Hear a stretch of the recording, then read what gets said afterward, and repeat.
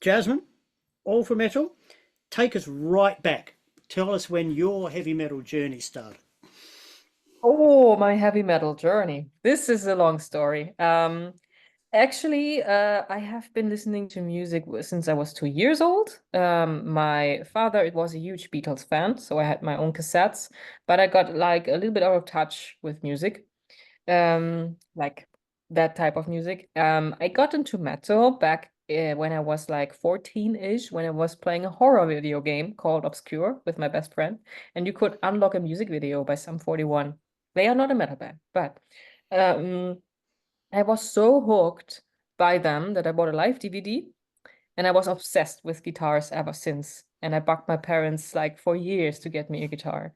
And of course, when you start out with an instrument, you just want to know, you want to know things. And so I got into other bands naturally, like System of a Down, Bullet for My Valentine, Children of Bodom. Alexi Lyle is one of my biggest idols ever. I have a poster of him. And that's a thing. I don't really have posters here, but that one was always hanging on my wall to keep me motivated. And basically, then with guitar playing, I discovered so many beautiful bands, and that just soaking in the more heavier and extreme metal kind of bubble. And now I'm here. So, how I did love this it. band?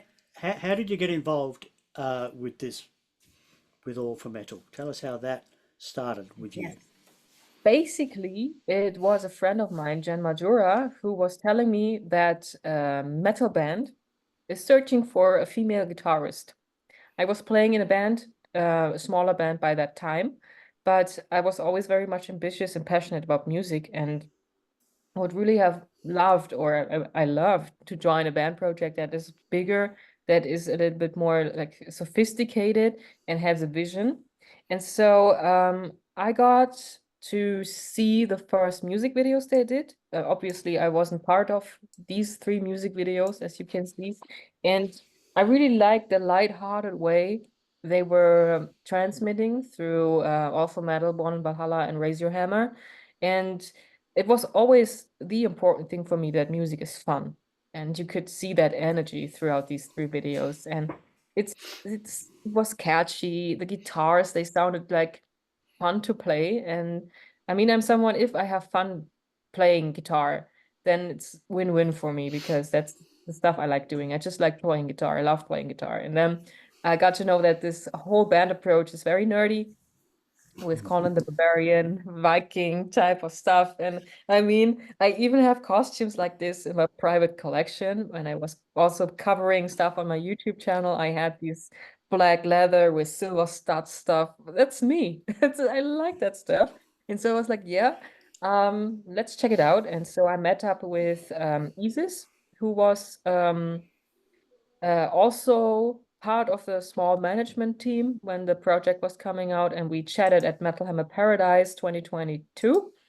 And then she was like, yeah, if you're into this and also into that, yeah, let's just do a meetup at Zoom and see if it's working out. Because if you cannot get along with the people on a personal level, sometimes you might not want to join a project. But that instantly clicked, and I was really amazed by all the lore behind the band, so to speak, and where the journey would get to. Since we're not just a Viking band now, we just try to explore different kind of regions of music. Now with Gods of Metal being the Asian, Far Eastern Mm, type of mm. thing. And so we met in January 2023 in the rehearsal room. It clicked, and now Ursula and me are the new two guitar girls. It's very it's fist in the air stuff. Um, it Yes. it would be a fun night at a gig. Right. Tell us about this album. Offer Metal is in our studio project for the first two albums. So Mm, since they were producing music for the idea Tetzel and Antonio had to get that on the road as a band, there was a lot of stuff also being produced backhand to see if it was working out. So some songs were already existing when Legends was even dropped. And mm, now, since we have established as a band, we are now getting involved in the third cycle of the album with the writing. Because as it started as a studio project to see how this idea would be transmitted or like absorbed by the people, if they like it or not. We are now open to contribute. And normally, Right. as I can tell, we are now at the studio in July, like in a month, and there we will sit together to get some riffs recorded, to get some lyrics written. So most of the time it's then really one-to-one in the studio, because this is also the best way to connect with people and to get the Mm, idea sorted, and you get that natural energy out that you cannot get over screen. At least we feel it like this. And mm. so Oh we are yeah. then in the studio and in person working together on the ideas Right. for the third circle.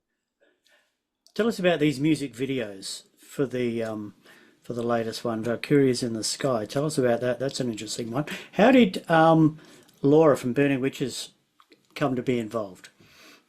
Actually, since we have two male singers with Antonio and Tetzel, it was always the desire to have a female singer, front singer. Ursula's doing backing vocals at the shows, but to have like a main female singer was something that we wanted to test out.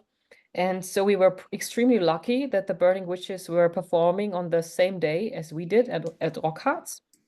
Even I think the band after us in the lineup. Right. So Antonio got the chance to chat with Laura, and also Laura wanted to chat with us because the music matches. And Yeah. so they just got involved and exchanged some ideas how this could work out. And here we are, that she then did a collab like half a year later with us. And yeah, for the music video, that was closely crafted together with Silent Village Productions. So most of the time it's Antonio, who has a musical background, who has ideas how to get the songs into motion picture, so to speak, with Mm, a storyline. mm, And since Valkyries are like these powerful women that go into battle saving the day, there should be like a small storyline how they even should be maybe introduced. So of course we have then the cliche of the guys battling, and then they are like all defeated, and we come to rescue them, so to speak, which is kind of a nice, cute plot twist. And then we have this transformation a la Sailor Moon, where we just do our move, transforming into an individual Valkyrie. And so, yeah, this was pretty nice thing. So to get different kind of fantasy elements in that video was cute. And also Tim playing the evil magician with that guitar of doom was also very much on point. mm. No, it fits that video probably better than a lot I've seen lately. So, okay, let's talk about some of the songs on the album. Any favourites in there, and then talk about the release date coming up. Yes, I have already mentioned my top three in a previous interview. I gotta say the title track "Gods of Metal" is something I really enjoy. It's that epic speech of Tetzel that also makes it that you get in a praying mood. This is also my stage move. Bow your head before before before getting to playing the guitar part. So I think you get really into the atmosphere. You get soaked in what you. I feel it's like a really great opening track, and it's fun to play. It's just like an anthem. This is why I really like that song, and it's also inviting to get to party together at the show. So you always have that amazing vibe when we played that song live on tour. People were digging it so much, and also our showgirls, they have swords on stage, and so you have much more like a personal connection to that song. And this is something why I really like that track and what we made out of it also live. I do enjoy Path of the Brave since Antonio has such a beautiful voice, and this song is making him stand out a lot. He does, doesn't he? Yeah. Yes, so this is the thing. Yeah, it's just a killer what he did there. And Who Wants to Live Forever is another song I really enjoy. Dystopian kind of thing, since yeah, I like also this type of songs that make you maybe a little bit think of stuff. And these are the top three. but I think I might need to add Temple of Silence because I just enjoy how the words are emphasized in the chorus. Temple of Silence. I don't know. These are these small details that makes the song very enjoyable in my books. And so these are the four I connect to the most. Um, yeah, but basically you can enjoy every single track. The Year of the Dragon, you have that really nice, like heavy, like stomping in a swamp type of beat where you really get the impression that you have a terracotta army marching, being summoned, like that type of heaviness, you know what I mean? Yeah, yeah. And of course, Way of the Samurai as being like a power metal homage. It's No, yeah, these are happy the with that. tracks. 23rd of August coming Yes. out. What's the plan then? Any big launch shows? Yes, we have the Offer Metal Cruise. That's the cruise event we are doing in Hamburg on 2 days, the 23rd and the 24th, where we invite the people to celebrate with us exclusively on a ship. There will be beer, there will be music, and there will be personal chats with us to just have like a very intimate meetup with our fans. And we have been pretty much surprised or like happy, I think, with the resonance we got. The first day is already sold out, and this is basically our first standalone headliner show. This is freaking crazy. And Mm. other than that, in that release month, we still play some festivals. Leyendas del Rock, we play Rock Castle, we play Rock the Lakes, Baltic Open Air. And so there are still a couple of festivals still planned this year. And I don't know if it's confirmed yet. I think it's not. We have another small release party type of thing. But I think at this point, am I allowed to say it? Is the interview coming out after the album or before? It'll probably be a couple of weeks before, in a Then week I and a can half say it. before. We have another release party at our label where it's much more a closer meetup with us since we do even a small barbecue together. A barbecue. All right. Yes, on the I, 29th August. I can't make it though. I'm a bit Hmm? far. I can't make it there. I'm a bit far away. Oh, maybe next time Maybe next time. when we're closer. I mean, we can also do meetups on the continents once. Maybe it's possible. You can always dream, you know. So the launch shows, a few festivals, any touring coming up? We don't have a tour planned yet in autumn since we are pretty much also involved with all the album stuff. But for 2025, we will have a touring cycle for the album. Excellent.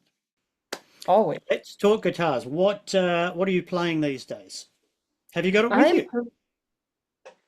it's not with me here. Ah, never mind. Because it's with my band's equipment since Right. Okay. uh, I just don't. The thing is, when you travel by plane, when you travel by train, plane is even costly to always Hmm. ship the guitar back and forth.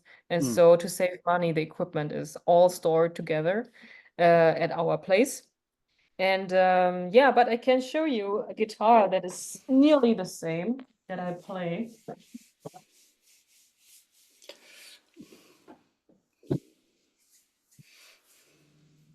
I'm an Ibanez artist. Mm-hmm. This is now the Tim Henson signature from Polyphia. Um, I am currently modifying my Ibanez AZ Tequila Sunrise Gradation. It's basically this guitar, but imagine it to have a finish like my hair. And Right. so I really like the fretboard and the versatility of this instrument since it's sounding so good. And also, it's pretty much lightweight for a guitar. Hmm. So I also really like the natural look we have. Yes. And Nice. so Yep. I always choose A sets. Currently, I'm using the Periphery signature Jack Bowen guitar from Right. Ibanez, which is basically not an AZ but an RG model. It's white with golden pickups, Right. and I use it because it's designed for lower tunings. and I have very thick, I say thick strings on that guitar, to get into D standard tuning for all the chunky riffs. Since I'm using my Whammy DT pitch shifter pedal to get all the different tunings, we play everything from E standard till B standard in our songs, and so I cannot have like 10 different guitars on stage plus a spare guitar for each guitar, so 20 guitars. If a string breaks, as I don't have a roadie or we don't have a guitar. And yeah, and let alone the space, one small girl, 20 guitars, that's fucking ridiculous. So I think that's the thing that I have in the pitch shifting pedal to get all the different tunings. And since the most songs are in D standard, I can then shift from D standard to all the other desired tunings. I use my quad cortex with my own sound that I created. This is like a digital pedal type of amp, which is Yep. very lightweight, and it's also very much versatile since it doesn't take long to be set up on stage. It's compact, and it has the best signal that is good for a PA. I still do love my Engel Victor Small Scale Limited. It's standing there. Yep. But yeah, the thing is, if a tube is burning out, then you just can't fix it on stage if you're playing and then your sound is gone. And also, yeah, I might have to be really good at exchanging tubes, and I'm not that good yet. I mean, I can open up a guitar, I can rewire stuff, I can exchange pickups, so to speak, but I'm not yet there to get an amp sorted out. Yeah. Okay. Nice. Nice. Any endorsements from Ibanez? Yes, I'm an Ibanez artist. Excellent. Good. Well done. Also Engel artist. Oh, good. Good. And the Dario strings. Excellent. Right. Tell us a bit about your live show. What could someone expect at an All for Metal live show?